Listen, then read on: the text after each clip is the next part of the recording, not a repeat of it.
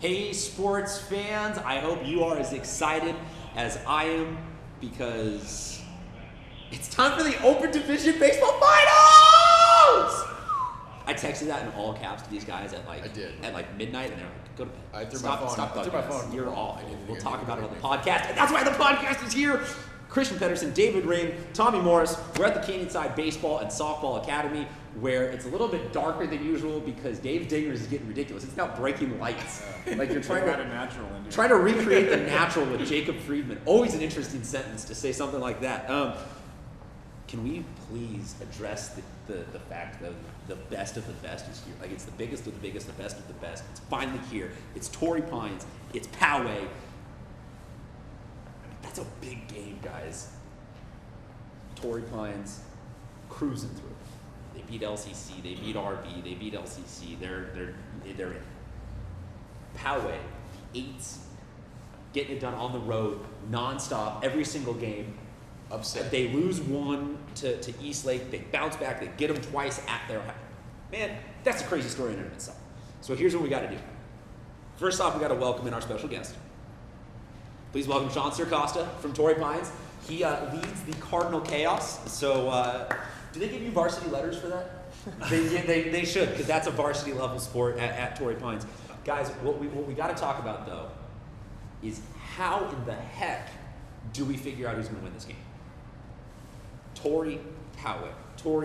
Like, you can flip coins, you can pick off mascots, you can go with the student section, you can go with legitimate baseball reasons. I don't care what your logic is. I need some help figuring this one out. Dave, I'm going to start with you. I'm putting you on the spot. Wow, it's hard to go against Poway right now. I really didn't think they were as strong as they are, but these guys play well in tight games. They hit when they need runs, and they're pitching. I mean, I think that's one of the things that we have neglected to talk about this year is their pitching. Like, how are they putting up zeros, so often? And gosh, like I said, but Torrey Pines has got McGreasy ready to go, and they got 3 innings left with McGreasy. They've got Schreiber good to go. This is a really tough game to pick. I mean, it's going to come down to one game, one day. Anyone can win. I like Torrey Pines. I'm glad you picked one because you gave me cliche line. It's a Poway number. You got a phone call coming in from Poway. We're already angry at you for that one. Well, it was a game time decision right now. Hey, I've been going over it back and forth for the whole night, basically. Welcome to my life in terms of picking. You get it. It's your turn, and then you panic and you say something. I will assume that you make it 2 in favor of Torrey. You brought some notes though, so lay us on with hit us with a couple of these bullet point stats that you think are the keys to your Falcons getting it done. I think the pitching is going to be huge with McGreasy and Schreiber. McGreasy's got a .79 ERA. Schreiber just had a huge complete game over RB, but it's not only going to be the pitching, it's going to be the hitting. Bingham, McGreasy's also got a .311 batting average. Bingham's got a .336 batting average, 6 home runs on the year. It's going to be the experienced players, the seniors. Ty McGuire's been huge at shortstop for us, but we've also got a lot of youth on our team in Jack Johnston and Kevin Shim. They're a freshman and sophomore, and they're both going to USD, and they've been coming up huge this season. The Titans, I will admit they're hot right now, but the Falcons are on fire. Tommy, are you going to break with the trend of Torrey Pines picking over here, or are you gonna just join the game mentality? Well, I did literally just receive a phone call from the Poway number as it was happening. That was not a shtick. That was actually a real thing. But 3 games in 1 week is tough for anyone. TP gets a massive advantage. We'll end up play 2 this week. As Sean just mentioned, you got Joey for 3 more innings. You got Michael for 7 if they need him, or for 10 if they need him. Well, you can't really count on that. But I like Torrey Pines to complete the North County Fiesta. As you mentioned, they beat LCC, they beat RB, they beat LCC, and now they got Poway, another North County team, so I got the Falcons. I'll throw out a huge disclaimer here. If Joey McGreasy hits a walk-off home run to win the finals, leave the stadium. Like, no, this is now reached like actual conspiracy level. He might actually scream his head off. I'm just saying that if he hits a walk-off home run or something dramatic like that, like, I will say that wrestling is more real than the season that Torrey Pines is having for baseball. Guys, I have to go with the underdog here, just simply out of the fact of an 8 seed getting 2 wins at Eastlake. I mean, that is a team that I would not want to cross in my worst nightmares. And Torrey Pines has to get them with, I mean, a lot of momentum going in the Falcons' favor, but sometimes with baseball, you just can't take the measurables. You just cannot look at ERA, wins and losses, and you just kind of have to intangibly go with, man, that team is just, they're just unstoppable right now. They just cannot be beat, and that's why I have to lean somewhat towards Poway. And also not just maybe to break up the monotony of everybody here being intimidated by this kid, threatening to have the Cardinal chaos come bug us forever if we pick against Torrey. Sports fans, though, look, we do our best to analyze all this, but really what it comes down to is we got to play. Saturday night, 7 o'clock, USD. Absolutely the finest venue that CIF offers for a finals experience. Absolutely the best of the best of the best of the, like, open division, San Diego baseball. Like, this is the best championship that is offered in high school at the best location. It's going to be unbelievable. Please be there. If not, follow along SD Prep Insider for Twitter and Instagram updates during the game. We will be back post game with some sort of analysis as we just sort of go, what the heck did we just watch? He'll be there cheering his head off. All I can say now is stick around for our analysis and predictions on all the other brackets. And thank you so much for supporting us and watching us all season long, sports fans. We'll see you soon. Hey, sports fans. Welcome to the Division I preview of the CIF San Diego Section Baseball Finals. Christian Pedersen, David Ring, Tommy Morris.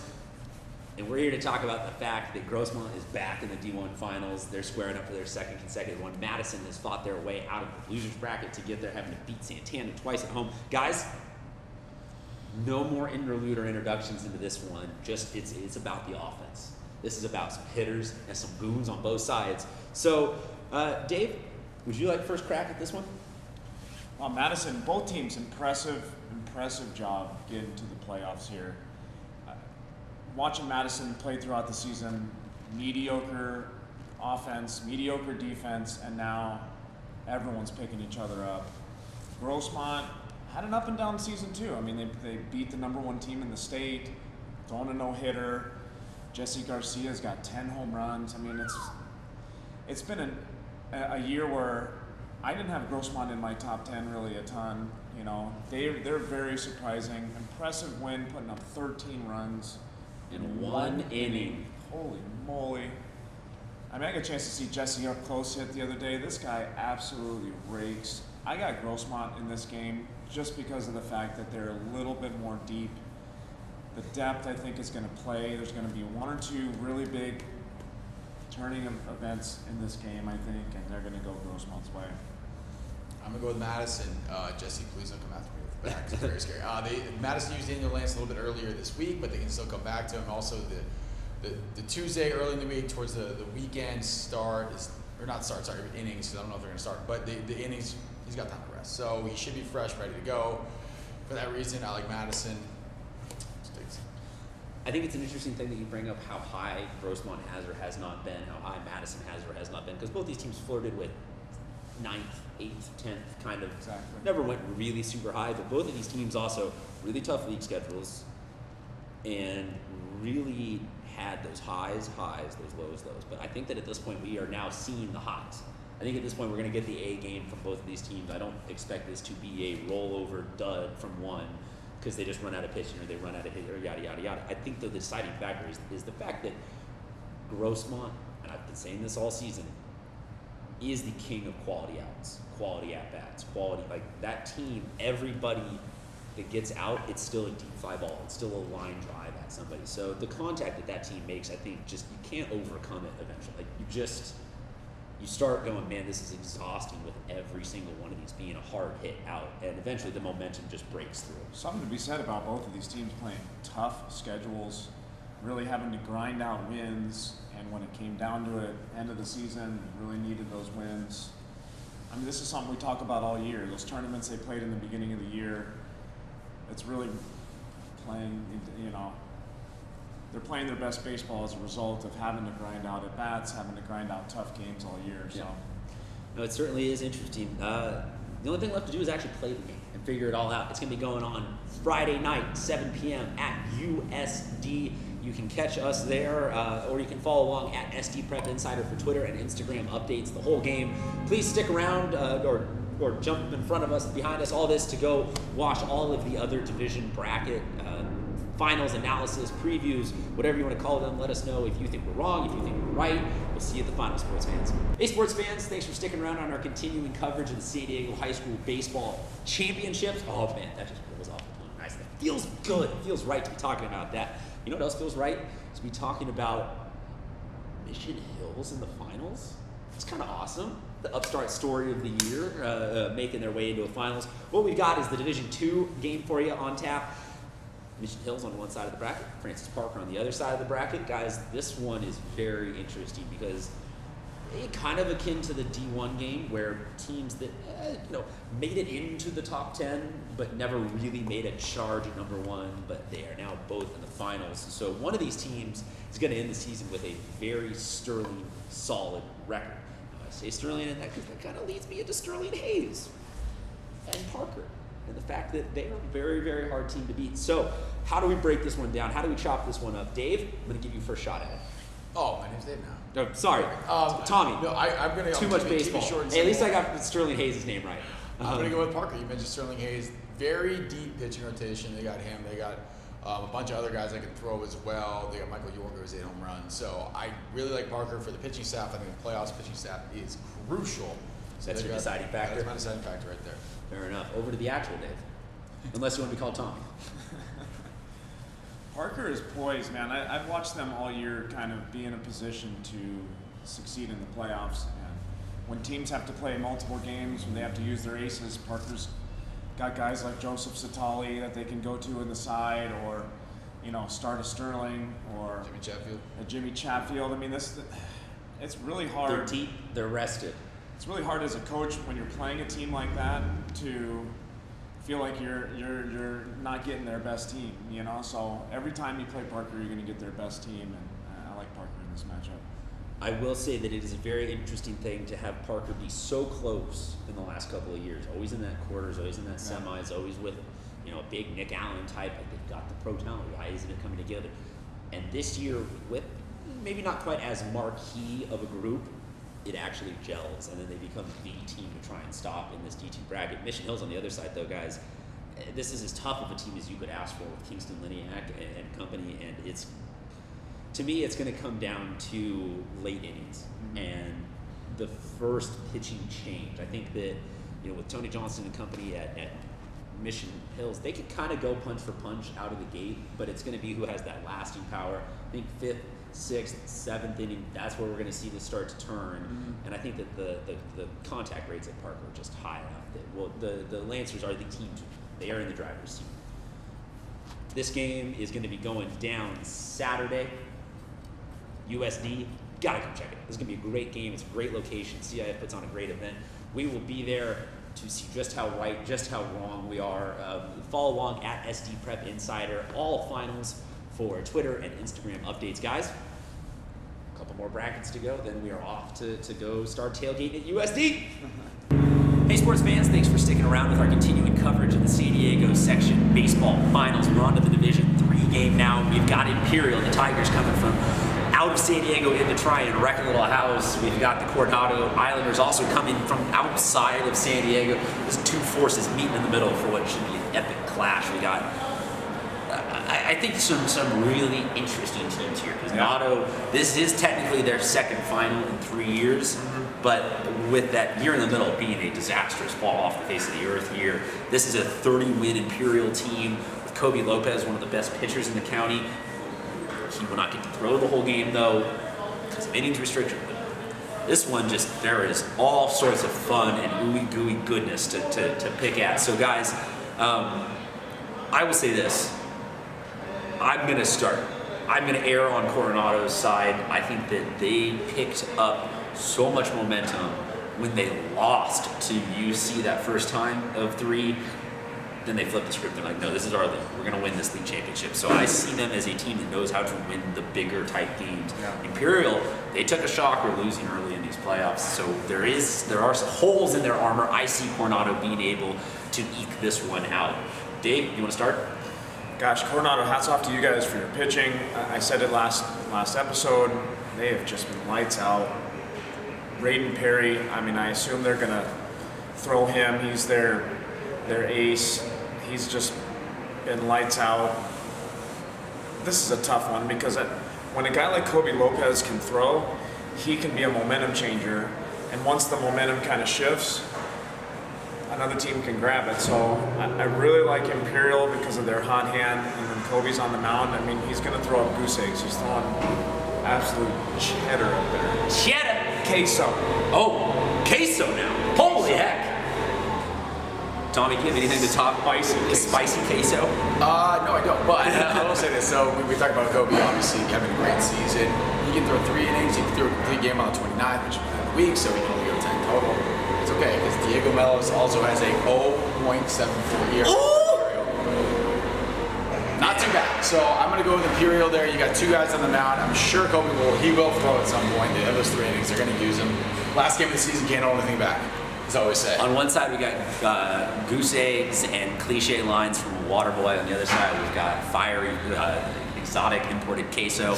This game is going to be really cool. This game's going to be a lot of fun. It's going to be going down at USD on Saturday. Please come check it out. This one's going to be awesome. Stick around for all of our other brackets. These guys are working super hard to help bring you guys the best possible high school sports coverage all season long, and this one has been no exception. Thank you very much for sticking around with us, sports fans. We'll see you at the finals.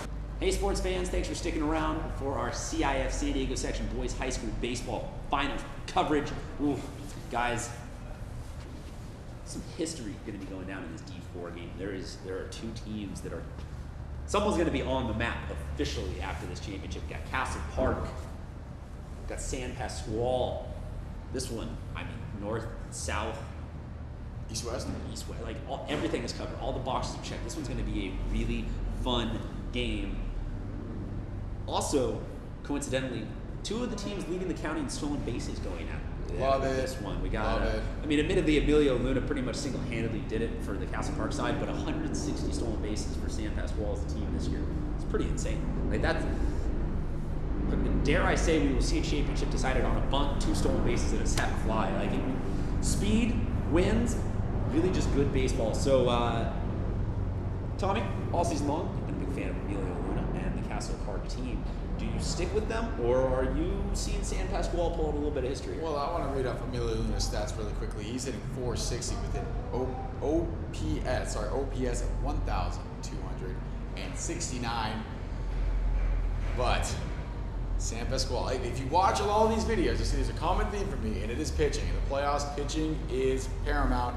San Pasqual has Andrew Walsh, Jansen Loveland, and Jake Madison, all with ERAs under 3. When you have 3 guys you can turn to in the playoffs, that is a massive, massive, massive advantage. And for that reason, I'm going to go San Pasqual. I mean, they've also got guys, though, like Elijah Jackson and company that are hitting on the offensive end, so that's pitching with some offensive support. So I got to agree with you that San Pasqual is going to be a very, very tough team to beat. Dave, do you agree? Is this a clean sweep in favor? Oh, okay, good. Lay it on me, Castle Park 101. Emilio went 4 for 4 against Holtville. I mean, Yeah, what kind of he had a bunt for a base hit, a triple, a double, and a single. Almost hit for the cycle. Pretty impressive. I wanted to mention a few other guys on the team. Yeah. They got Hernandez, they got Sheffield, they got Escalante. I mean, these guys are scrappy as can be. I've picked Castle Park throughout the whole bracket. I'm going to ride them through the ship here. There you go. Split decision. Now we need you, San Diego, to let us know how right, how wrong, which side of the bandwagon you're jumping on. This final is going to be going down at UCSD 3:30 on Saturday. That's when history will begin to be made. Probably about 5 o'clock history will be done being made. You can follow along SD Prep Insider for updates on Twitter and Instagram the entire day. And man, congratulations to both these teams. It's an amazing story to make it this far, to be on the doorstep and making a little bit of. You've already made some history by being in the finals. That's something that none of the 3 of us did. Still bitter about it. Wah, wah. Well, and then on that sad trombone note, we will say thank you very much. Please stick around. We got previews for all the other divisions, so jump forward, jump backwards, depending on where you pick this video up. Thank you for supporting us all season, sports fans. We'll see you soon. Hey sports fans, thanks for sticking around for our marathon day of San Diego Section High School Baseball Finals previews. We got Division 5 for you.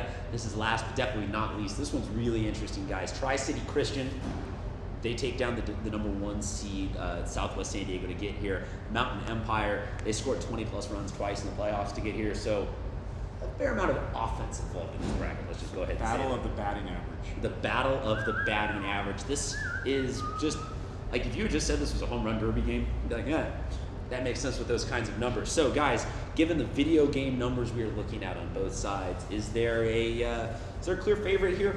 Or are we able to even sort of come close to this? I think I got one. I'm going to go with Tri-City here. We got to talk about Zach Whitmire. We're going to talk about Tri-City. Through a complete game shutout against Southwest San Diego, the team you just mentioned, in the semis, he's hitting .515 at the plate, 4 home runs. He still does get to throw a little bit this week. They'll probably go with Chris Doyle, and this is the reason why I'm picking him. He's only a sophomore, but Chris Doyle with a 1.64 ERA. On the flip side, Mount Empire used Trevor Elliott, their stud pitcher, for 7 innings on Tuesday. They can throw him for 3 more, but I just like the fact that Tri-City has one more stud, one more ace in the hole, so I'm going to go with the Eagles.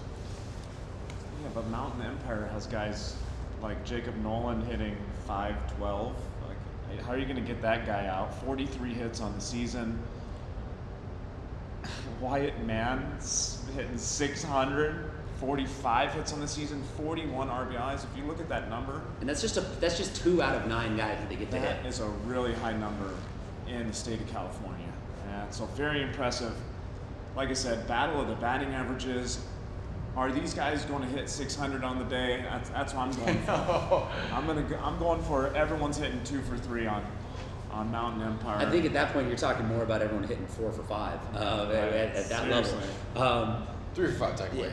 Okay, look, art major, not math major. I don't remember either of your degrees, but Finger yeah, yeah. Look, guys, I have never seen a team with the offensive output that Mountain Empire has. Seriously. Never. Ever, like, I have not even seen backyard baseball, Pablo Sanchez, Oh, I've seen some aluminum backyard power baseball bat numbers. level numbers like that. So I have to go with that. Wyatt Mann hitting 600. What even is that? There is very little chance that even an ace can stop that kind of offense for an entire game. I think Mountain Empire doesn't break through the 22-run day, but it would not surprise me if this one is an 8-6, 10-8, something like that type of game. The Mountain Empire comes out just on top. Totally. So look, folks, this one's going down Saturday noon, UCSD. Come check that one out. Then follow me as I drive furiously over to watch the other games. USD will be there. SD Prep Insider on Twitter and Instagram for live updates throughout the game, all championship finals weekend long. Thank you very much, guys. I have literally kept you chained up here for like 3 days as we've done nothing but baseball. Sports fans, thank you for watching and supporting and making this all possible. We will see you post-finals to recap the anarchy that was the weekend.